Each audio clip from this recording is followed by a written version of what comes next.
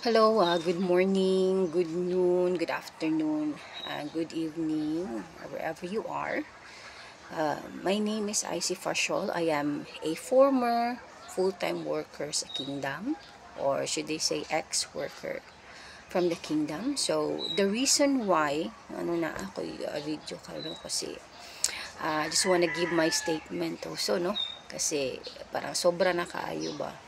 No, sobra na kay mga allegations against kay pastor, maski unsa na lang ang gipang accuse nila, which is tanan dili tinuod. Okay, so we became a member 1993, but my father was already a listener of pastor of 1981 sa Villamor pa to. So wala pa siya nag-asawa din. 1993 hanggang sa nalaman ni ng father ko na pastor already separated from that church back in Villamor. So we became a member 1993. And then also um, hanggang sa naging full-time miracle worker kami. And then but unfortunately 2013, I decided to separated from the kingdom. But of course, it was my own choice. It's our choice, no, sa aming family na nambas kami sa kingdom. Hindi hawak ni pastor yung mga choice namin. And then, so go back to the main issue. I just wanted to, no, para mabalance sa tanan kasi regarding sa na nakita ko sa Senate hearing, I was very shocked because sa lahat ng mga na-mention doon ng mga accusation kay pastor, nasabi yung name ng brother ko. My brother kasi, namatay siya noong June 30, 2019. And he received several gunshots nung namatay siya. So, ang sabi doon sa witness sa Senate, sabi niya, may kinalaman daw si pastor sa pagkamatay ng kapatid ko. No, I just wanted to make it clear. No po, no. Kasi we don't believe in that. Kami nga family, no. Hindi nga kami naniniwala nga si pastor ang nagpatay sa kapatid ko. Kasi pastor is very, very a good man. Yung mga teaching kasi ni pastor unique eh. Na kahit nasa labas na kami, na-remain talaga siya sa utak namin, sa heart namin kasi yung teaching ni pastor is to love your neighbor as yourself. So, malayo talaga yun. At isa pa, my brother, he is working under the government in Tagum City.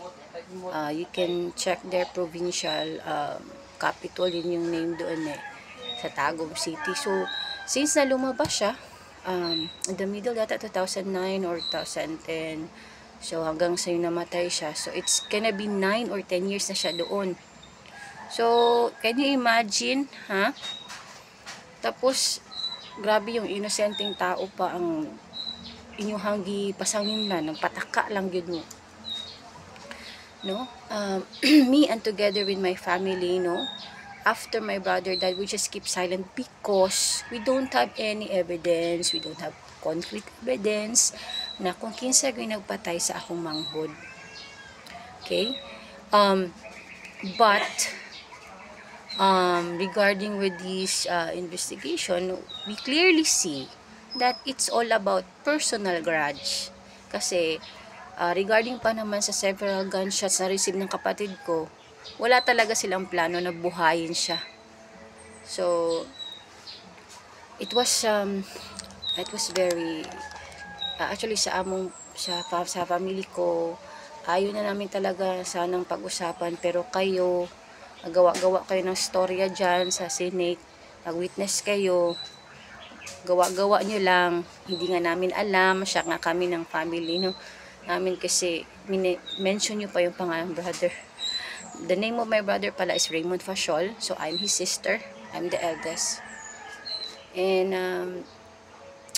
never once talaga kaming nagsira never once kaming gawa-gawa ng istorya since na lumabas kami hanggang sa yun nga about my brother's death, no?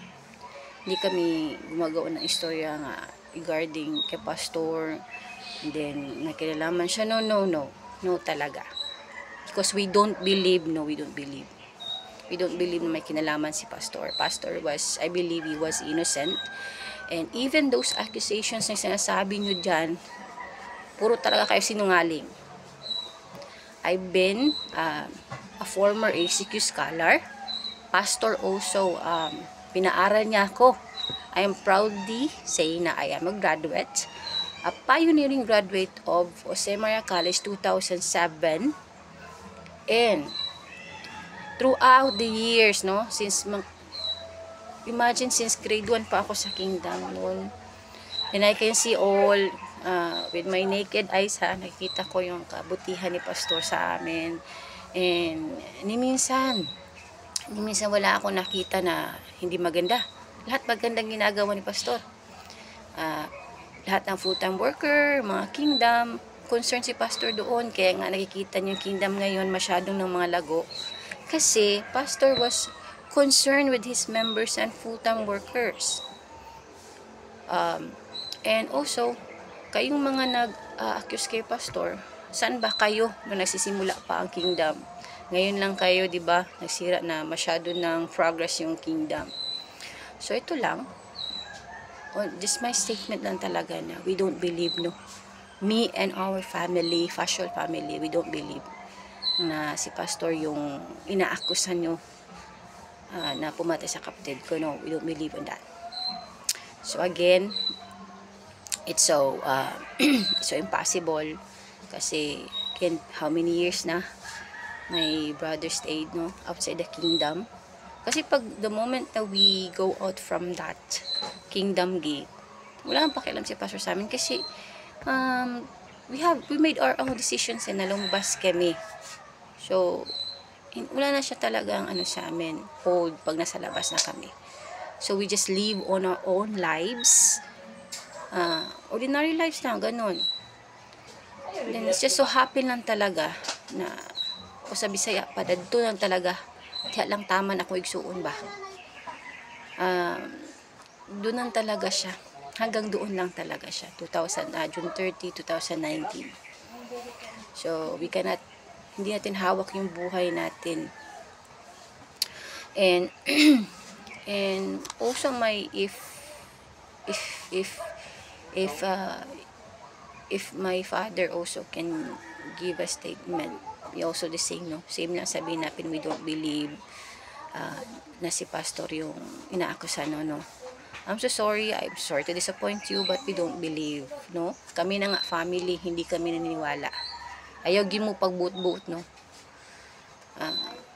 I just wanna, kasi I think this is the perfect time na kasi I'm just breaking my silence for all those years, no. Actually, matagal na talaga yung mga pagsisira kay pastor. We just silent lang. But I think this is too much. Too much talaga ginagawa ninyo. So, ganun lang, no. O, daghang salamat sa pagpaminaw. May adlaw.